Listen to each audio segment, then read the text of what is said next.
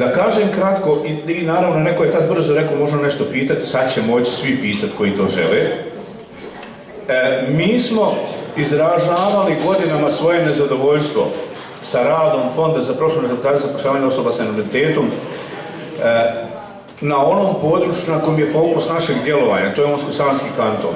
Iznosili smo više razloga koji su bili tretman našeg nezadovoljstva, a to je da između ostalog neravnomjeran, mislimo da je neravnomjeran tretman bio distribucije sredstava, da je fond trebao zakonskim obličjem novih praksa napraviti kvalitetniju politiku zapošljavanja osoba sa invaliditetom na federaciji, odnosno da smo to svi zajedno trebali činiti. Takva, da kažemo, turbulentna verbalna stajališta su trajala do prije 1,5-2 dana, kad je došlo do kadrovskih osvježenja u fondu. Gospodin Vinko je bio svojevremeno direktor ili VD direktor, gdje smo napravili bili protočnu komunikološku obostrani sistem razgovora i napravili nekoliko radno-konsultativnih sastanaka koji su ličili na boljitak u smislu dogovaranja, razgovaranja, kvalitetnih zaključaka i kvalitetnije implementacije u praktičnom smislu. Potom je dalje opet te kadrovske strukture i ostale oblici promjena su napravile jedan mali zastoj koji je ostao na deklarativnoj dobroj volji da ćemo sarađivati. Mi smo uzeli u obzir upravo tu promjenu kadrovske strukture i bili smo tolerantni ovu godinu i pol dana, gdje smo osjetili da ljudi žele da nešto činimo. Mislimo da je sad vrijeme da po ovoj konferenciji, koristit ćemo i naša i njihova iskustva,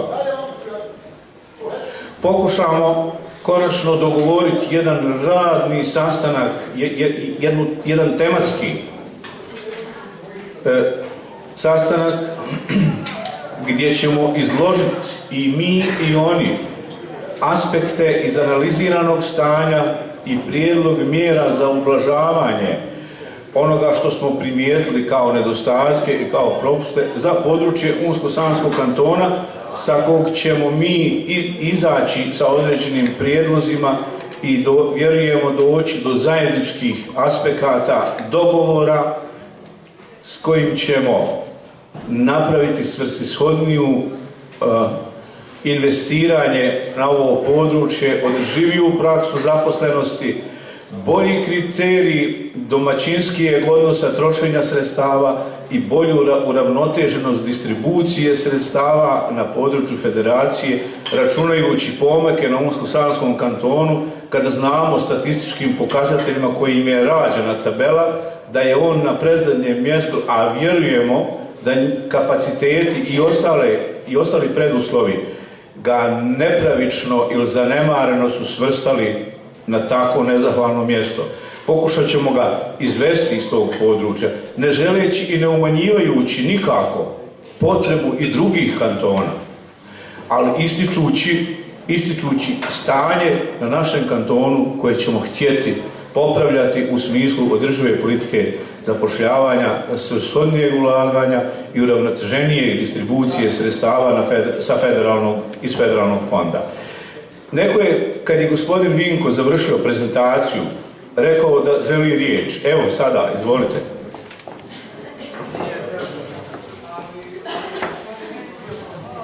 Jel se javio neko? Ona je izgubila korak, sad nema riječ, pa dobro. Jesi li? Hvala gospodine Vinko.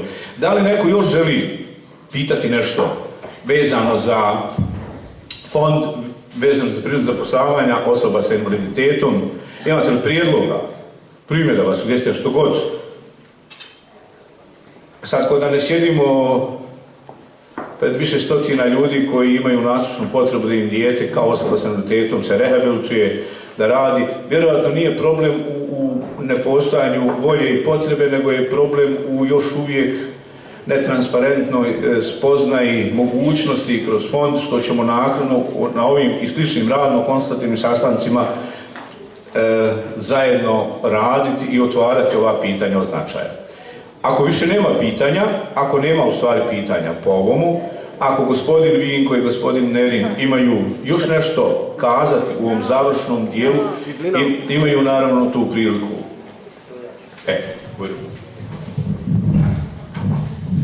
Ja sam sa gospođom bio u pauzi i on njezino pitanje sam govorio i objasnio o čemu se radi.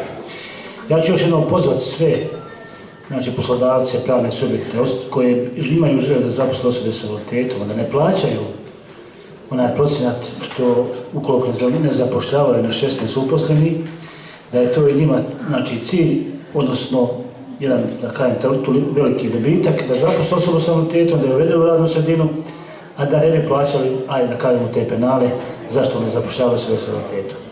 Pozivam još jednom sve osobe s invaliditetom koje žele da se prekvalifikuju, školuju, vanredno školovanje, studiranje čak, znači koji su vanredno studiranje, koji plaćaju školarinu, da se slobodno jave svake godine 2 puta imamo znači, javne pozive za kroz lot 3 za samostalno da mogu sami aplicirati. I još jednom u pauzi dogovorio se sa gospodinom Menesom da smo tu na dispoziciji u svako doba podne ponovno da zovnete fond, službu za podršku korisnicima gdje će objasniti i pojasniti svaku aplikaciju da uredno popunite i da ćemo u narednom periodu ponovno se sastati sa koordinacijom osoba s invaliditetom Unsko-sanskog kantona da govoriti još bolju suradnju. Evo ja vas toliko hvala vam puno.